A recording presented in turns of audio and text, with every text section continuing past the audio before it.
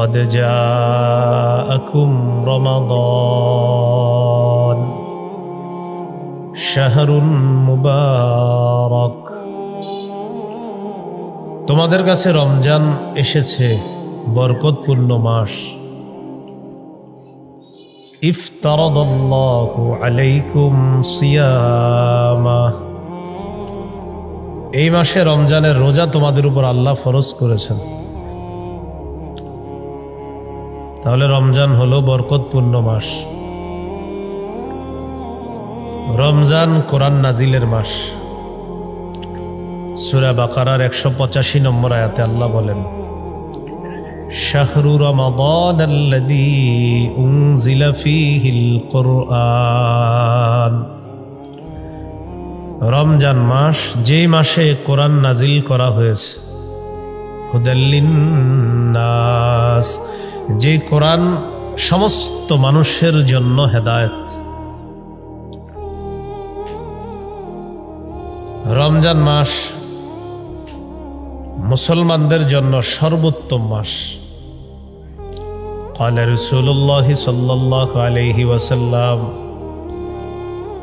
ما أتى على المسلمين شهر خير لهم من رمضان ولا أتى على المنافقين شهر شر لهم من رمضان।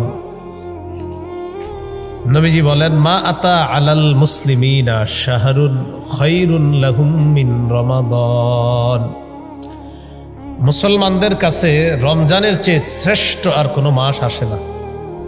সবচেয়ে শ্রেষ্ঠ মাস কোনটা? রমজান।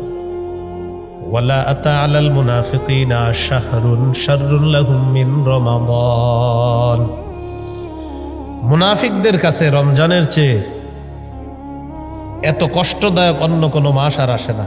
মুনাফিক যারা আপনার দিনের বেলা লুকায় লুকায় খাবে, এদের জন্য খুব কষ্ট।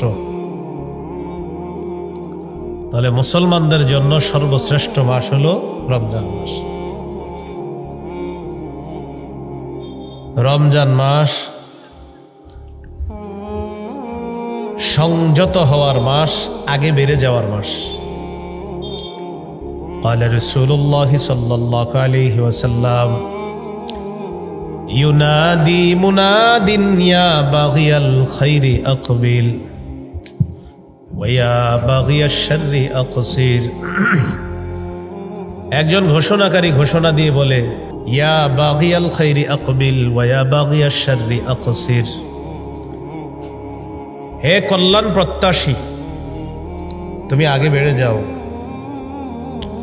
হে কল্যাণ অন্বেষণকারী তুমি আগে বেড়ে যাও। ওয়া বাগিয়াশ শাররি আকসির, হে অকল্যাণ প্রত্যাশী তুমি সংযত হও। রমজান মাস যখন শুরু হয়, একজন ঘোষণা দেয় প্রতিদিন, ইয়া বাগিয়াল খাইরি আকবিল, ও কল্যাণ প্রত্যাশী অন্বেষণকারী তুমি আরো আগে বেড়ে যাও।